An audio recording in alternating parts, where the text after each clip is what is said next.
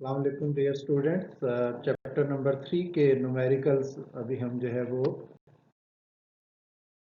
Force and motion का chapter है जिसके न्यूमेरिकल्स हम करने लगे हैं। न्यूमेरिकल नंबर 1 है an object is falling freely under gravity, how much distance will it travel in second and third second of its journey. तो एक ऑब्जेक्ट जो है ये फ्रीली गिर रहा है ऊपर से नीचे की तरफ, तो दूसरे और तीसरे सेकंड में इसने कितना डिस्टेंस कवर किया ये हमने कैलकुलेट करना है। तो इसके लिए देखें, हम जो डाटा लिख रहे हैं, इनिशियल वेलोसिटी इसकी 0 है। जी की वैल्यू हम इसके लिए ले रहे हैं 10 मीटर पर सेकंड स्क्वायर। सेकंड के डिस्टेंस को हम d2 कह देंगे और थर्ड सेकंड के डिस्टेंस को हम d3 कह देंगे। s1 जो डिस्टेंस है ये है पहले सेकंड का डिस्टेंस कवर्ड। इसके लिए फार्मूला हम यूज कर रहे हैं सेकंड इक्वेशन को शॉर्ट फॉर्म में हाफ जी टी स्क्वायर। तो इसमें आप देखें वैल्यूज पुट करें, फर्स्ट सेकंड 1 का स्क्वायर, जी की वैल्यू 10 इंटू हाफ, तो ये आंसर आया आपके पास 5 मीटर। इसी तरह डिस्टेंस कवर्ड इन 2 सेकंड्स, ये अभी सेकंड सेकंड नहीं हम कह रहे, 2 सेकंड्स, 2 सेकंड्स में जाके डिस्टेंस कवर जो है इसी फार्मूले के मुताबिक कैलकुलेशन करके 20 मीटर आता है।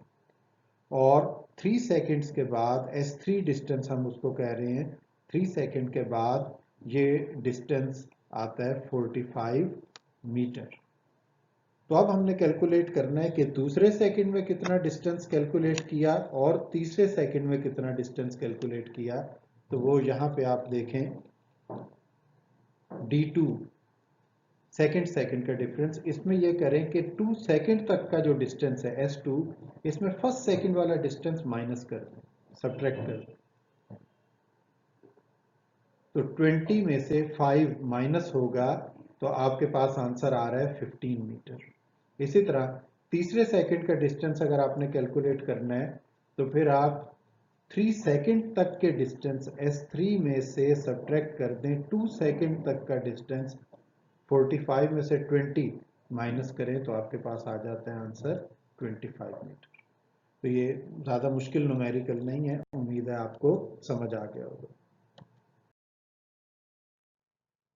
सेकंड न्यूमेरिकल है a helicopter is ascending vertically at speed of 19.6 metre पर सेकंड, यहाँ पर सेकंड नहीं लिखा हुआ, मीटर पर second, when it is at height of 156.8 meter above the ground a stone is dropped, how long does the stone take to reach the ground। इसके दो तरीके।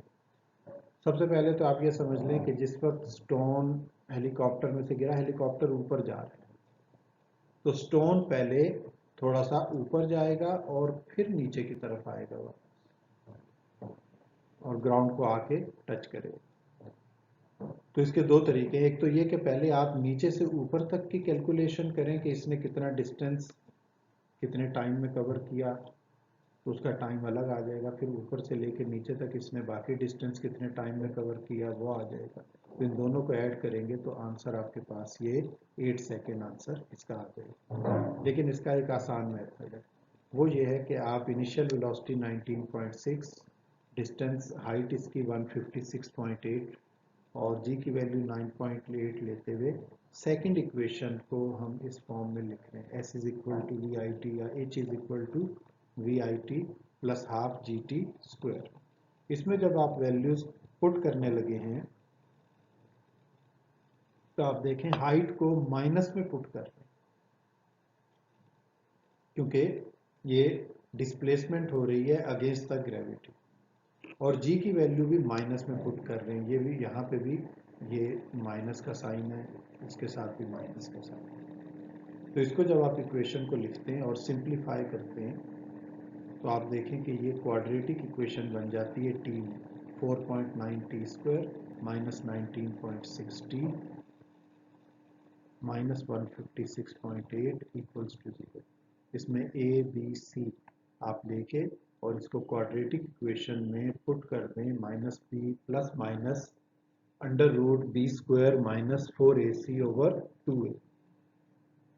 तो जब आप वैल्यूज पुट करते हैं तो आपको पता है क्वाड्रेटिक इक्वेशन के दो आंसर आते हैं। तो ये एक आंसर आया +8 सेकेंड, दूसरा आया -4 सेकेंड। तो टाइम में हमें पता है क्लासिकल फिजिक्स के अंदर नेगेटिव टाइम का कोई कॉन्सेप्ट नहीं है, इसलिए t is equal to -4 second, ये आपकी वैल्यू निगलेक्ट हो जाएगी और answer t is equal to 8 second आएगा। थर्ड न्यूमेरिकल है a car moving at 20 metre पर सेकेंड यानी 72 किलोमीटर पर आवर उसकी स्पीड है, क्रैशेज इनटू अ ट्री, उसका एक्सीडेंट हो जाता है, वो जाके टकराती है दरख्त के साथ। Find the magnitude of the average force acting on a passenger of mass 70 kg in each of the following cases. तो अब ये दो केस बन गए। एक पर्सन पैसेंजर जो अंदर बैठा हुआ है जिसका मैस गिवन है, पहले केस में उसने सीट बेल्ट नहीं पहनी, passenger is not wearing a seat belt. और दूसरे केस में बी केस में वो इक्विप्ड है विद सीट बेल्ट या साइड एयर बैग उसके खुल जाते हैं। तो बेसिकली ये न्यूमेरिकल है इम्पल्स का, जिसमें हम स्टूडेंट को सिखाते हैं कि इम्पल्स जिस वक्त होता है तो फोर्स और टाइम जो आपस में मल्टीप्लाई हो रहे हैं तो उनके चेंज होने से क्या फर्क होता है। He is brought to rest by a collision with the windshield and dashboard that lasts 2 millisecond. तो बगैर सीट बेल्ट के वो बहुत तेजी से जल्दी 2 मिलीसेकेंड में जाके टकराता है विंड स्क्रीन के साथ, विंडशील्ड के साथ। और दूसरे केस में जब एयर बैग मौजूद है तो 45 मिलीसेकेंड लग जाते हैं उसको रेस्ट पे आने में, क्योंकि एयर बैग में वो धंसता चला जाता है और टाइम ज़्यादा लगता है, जिसकी वजह से उसके ऊपर फोर्स कम लगती है। तो अब देखें इसमें हमने डाटा बनाया, इनिशियल वेलोसिटी फाइनल वेलोसिटी लाजमी बात है उसकी ज़ीरो हो जाएगी, दोनों केसेस में वो रेस्ट पे आ रहा है। तो फर्स्ट केस में 2 मिलीसेकेंड उसका टाइम है। इसमें जब हम पुट करते हैं सारी वैल्यूज़ इम्पल्स के फार्मूले में F is equal to del P/del T, इसको फार्मूले को थोड़ा सा और एक्सपेंड कर लिया, इसमें वैल्यूज आपने पुट की mass 70, final velocity 0, mass 70, initial velocity 20 divided by 2 millisecond, 2 into 10⁻³ तो आपके पास जो इसका आंसर आता है वो आता है 7 लाख न्यूटन, जिसको साइंटिफिक नोटेशन में लिखते हुए हम 7 इंटू 10⁵ न्यूटन। और दूसरे केस में वो उसी तरह सेम फार्मूला वैल्यूज पुट करते हैं, सिर्फ चेंज कर रहे हैं आप टाइम को मिली सेकेंड्स में। पहले था 2 मिली सेकेंड, अब है 45 मिली सेकेंड। तो जब इस टाइम को हम चेंज करते हैं नीचे तो अब देखें कितनी फोर्स आती है। अब फोर्स आती है 3.1 इंटू 10⁴ या 31,000 न्यूटन। तो खुद देख लें कितना फर्क है, 7 लाख न्यूटन, 31,000 न्यूटन। तो इतना फर्क पड़ जाता है एयर बैग के खुलने से, जिसकी वजह से पैसेंजर्स जो हैं वो बच जाते हैं और गाड़ियों में इस चीज़ का होना ज़रूरी है। अभी हुकूमत ने भी कानून पास कर दिया है कि अब किसी भी गाड़ी को वो क्लियर नहीं करेंगे, लाइसेंस नहीं देंगे किसी कारखाने को, गाड़ी बनाने वाले को, जो गाड़ी के अंदर एयर बैग्स नहीं लगाएगा, क्योंकि ये इंसानी जान का मामला है जो सबसे कीमती होती है। फोर्थ न्यूमेरिकल है a 0.4 kg ball travelling with speed of 15 metre पर second strikes a rigid wall and rebounds elastically. If the ball is in contact with the wall for 0.045 seconds, what is the momentum imparted to the wall, the average force exerted on the wall? तो देखिए mess 0.4 kg, initial velocity 15 और final -15, क्योंकि उसी velocity से elastic ball है उसी velocity से वापस आएगी। तो जाते वक्त प्लस में उसकी वेलोसिटी और वापस आते हुए वही velocity minus time of impact 0.045 second. तो इसके लिए पहले हम मोमेंटम की चेंज कैलकुलेट करते हैं डेल पी, जो इक्वल है M V F minus M V I के। तो इसमें वैल्यूज आप पुट कर दें, एम वी एफ, ये एम वी आई, तो -6 -12 kg मीटर पर सेकेंड इसका मोमेंटम की चेंज है। यहाँ पे सॉरी मैंने डेल लिखना भूल गए, मोमेंटम की चेंज।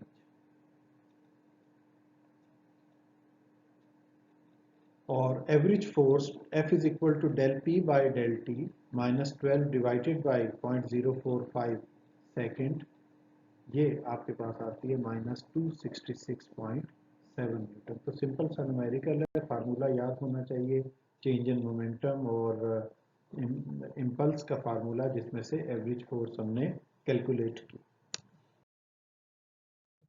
फिफ्थ न्यूमेरिकल है, one ball of mass 0.60 kg traveling 9 meter per second to the right collides head on elastically with a second ball of mass 0.30 kg traveling 8 meter per second to the left। एक right की तरफ ball जा रही है, एक left की तरफ। After the collision what are their velocities after collision. तो टॉपिक में आपने पढ़ा था u1 u2 कहते हैं उनकी इनिशियल वेलोसिटीज को, और v1 v2 फाइनल वेलोसिटीज को। तो यहाँ हमने टाइप करते हुए पिछले साल की बुक में v1 v2 कहते थे इनिशियल वेलोसिटीज को, और v1 प्राइम v2 प्राइम कहते थे फाइनल वेलोसिटीज को। तो हमने v1 प्राइम वगैरह लिख दिया, तो इससे आपको कोई प्रॉब्लम नहीं पेश आएगी। प्राइम का मतलब ये ऊपर डैश का साइन यहाँ पे डाला है। तो फार्मूला याद होना चाहिए, final velocity after collision second body की, सॉरी फर्स्ट बॉडी की v1 prime m1 minus m2 over m1 plus m2 into v1 plus 2 m2 v2 over m1 plus m2। मैंने अभी बताया कि आपकी बुक में ये अभी u1 u2 है, ये चीज़ें, तो इससे आपने परेशान नहीं होना। हमने इनको v1 v2 लिख लिया और फाइनल को v1 डैश या v1 प्राइम लिख लिया। अब इसमें वैल्यूज पुट की, 0.6 माइनस 0.3 ओवर 0.6 प्लस 0.3 इंटू 9, ये सब कैलकुलेट किया, सिंप्लीफाई किया। तो फर्स्ट बॉडी की कोलिजन के बाद वेलोसिटी -2.33 मीटर पर सेकेंड, यानी वो टकरा के वापस जा रही है। और सेकेंड बॉडी, उसके लिए v2 प्राइम, आप फर्स्ट इक्वेशन से भी इसको जो है वो सॉल्व कर सकते हैं और डायरेक्ट फार्मूला भी इसके लिए यूज कर सकते हैं। तो इसमें वैल्यूज आप पुट करते हैं तमाम, 0.6 into 9 plus 0.3 into -8 minus 0.6 multiply by -2.33 divided by 0.3। तो ये आपके पास आंसर आता है 14.66 मीटर पर second towards left.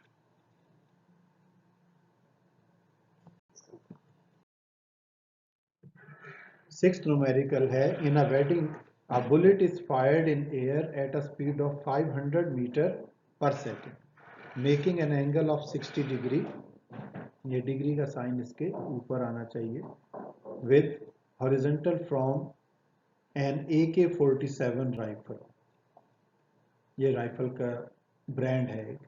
How high will the bullet rise? What time would it make to reach ground? How far would it go? Ignore air resistance। तो इसमें initial velocity 500 metre पर second, 60 degree angle. तो ये projectile का numerical है। Projectile के फार्मूले आपको याद होने चाहिए। हाइट का फार्मूला है v नॉट स्क्वायर या we I square sine square theta over 2g। इसमें वैल्यूज पुट की और 500 स्क्वायर इंटू साइन 60 की वैल्यू लेके फिर स्क्वायर लेना है, डिवाइडेड बाई 2 इंटू 9.8।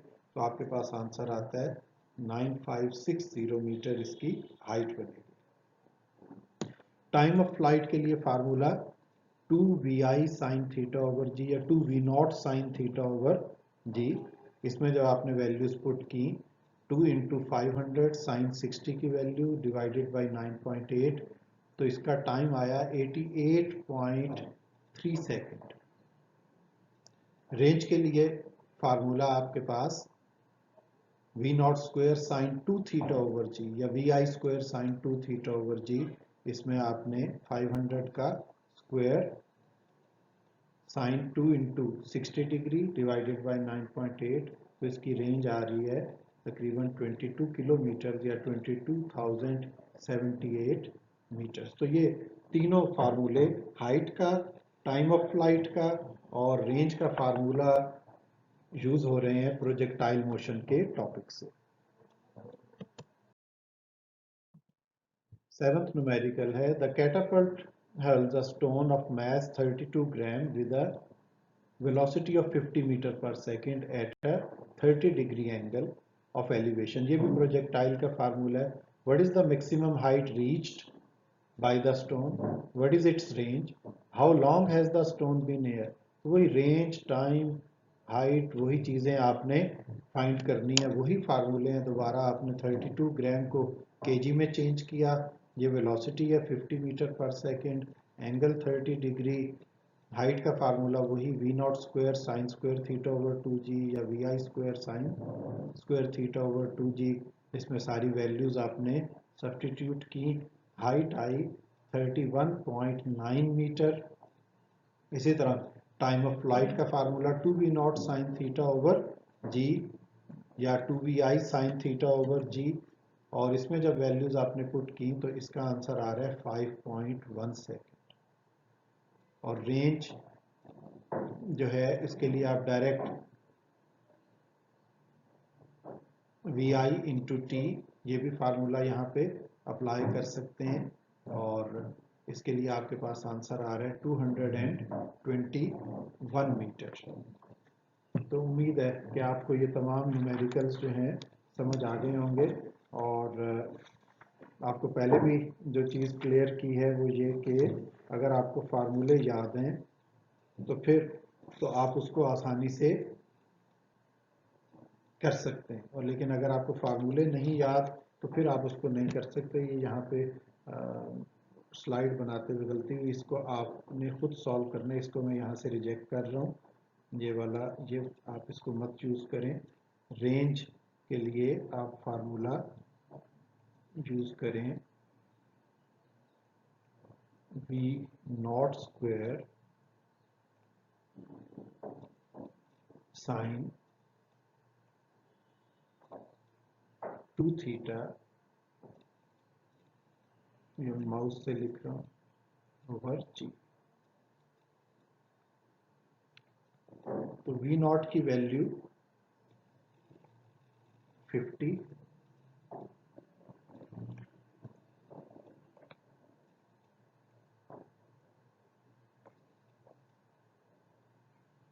का square sine 2 theta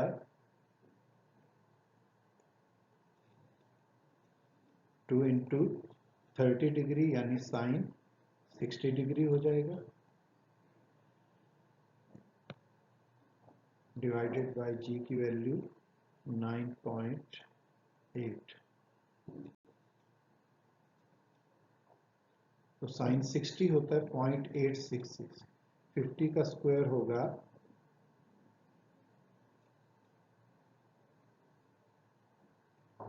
2500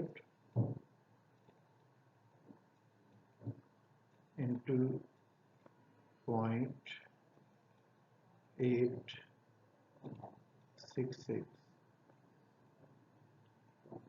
divided by 9.8।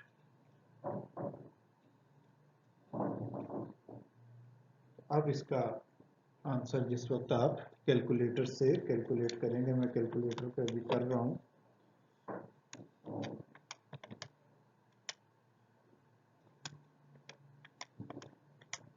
तो ये आएगा 220.9, जिसको राउंड करके आप 221 मीटर लिख देंगे। तो ये जो जहाँ पे मैंने क्रॉस लगाया है ये फार्मूला ठीक नहीं है, तो इसके आपने रेंज के जो डायरेक्ट फार्मूला है उसके ज़रिए कैलकुलेशन करनी है इसमें, तो फिर आपका आंसर जो है वो ठीक आएगा। इसमें इस फार्मूले से भी ठीक हो जाना था इसमें थोड़ी सी ये गलती हो गई है जिन्होंने स्लाइड बनाई है। अगर इसको वी आई एक्स कर देते, वी आई को यहाँ पे वी आई एक्स कर देते, v i cos theta into t कर देते तो ये ठीक हो जाता।